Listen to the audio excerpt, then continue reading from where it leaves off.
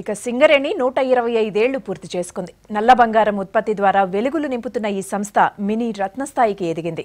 అలుపెరగని ప్రయాణంతో విశేష సేవలందిస్తున్న సింగరేణి దేశంలోనే నాణ్యమైన బొగ్గును ఉత్పత్తి చేస్తూ లక్షల మందికి కొలువులు చూపుతోంది.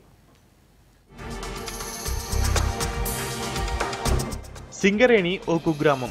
ఇది 120 ఏళ్ల కిందటి మాట. 1871లో ఖమ్మం జిల్లాలో తవ్వకాల్లో సింగరేణి గ్రామంలో బొగ్గు క్షేత్రాలను గుర్తించారు బ్రిటిష్ ఇంజనీర్లు. ఆ తర్వాత 1889లో పూర్తి స్థాయి తవ్వకాలు ప్రారంభమయ్యాయి. అలా మొదలైన గనుల తవ్వకాలు ఇప్పటికీ జరుగుతూనే ఉన్నాయి. సింగరేణి గ్రామంలో ప్రారంభమైన బొగ్గు ఉత్పత్తి కరీంనగర్, ఆదిలాబాద్, వరంగల్ జిల్లాలకు విస్తరించింది. ఆ తర్వాత బ్రిటిష్ పాలకుల నుంచి 7వ నిజాం మీర్ ఉస్మాన్ స్వాధీనం చేసుకున్నారు. నిజాం సర్కార్ ఎంట్రీతో బొగ్గు ఉత్పత్తి సింగరేణి కాలరీస్ గా పేరు మార్చుకుంది. విద్యుత్ ఉత్పత్తి కేంద్రాల కొరత తీరుస్తుంది సింగరేణి.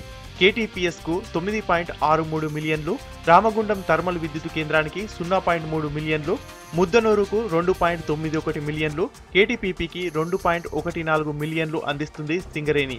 దేశంలో ఉత్పత్తి అవుతున్న 515 మిలియన్ టన్నుల బొగ్గు ఉత్పత్తిలో 11% సింగరేణిదే.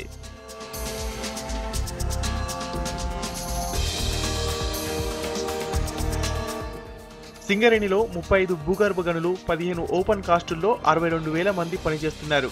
పరోక్షంగా 5 లక్షల మంది ఉపాధి పొందుతున్నారు. 1992లో BIFRలోకి వెళ్లిన సింగరేణిని లాభాల బాటలో పట్టించారు కార్మికులు. దీంతో దేశంలోనే ఆదర్శ సంస్థగా పేరు తెచ్చుకుంది.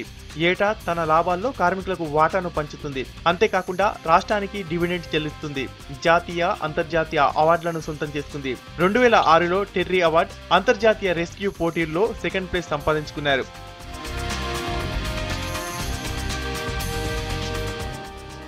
(1948) నుంచి యాంత్రీకరణ మొదలైంది. 1997 జనవరి 1 నుంచి సంస్థ CMD శర్మ సంస్కరణలు ప్రారంభించారు. రాష్ట్ర ఆవిర్భావం తర్వాత జరుగుతున్న తొలి వేడుకలు కావడంతో సింగరేణి వ్యాప్తంగా ఘనంగా ఏర్పాట్లు చేస్తున్నారు.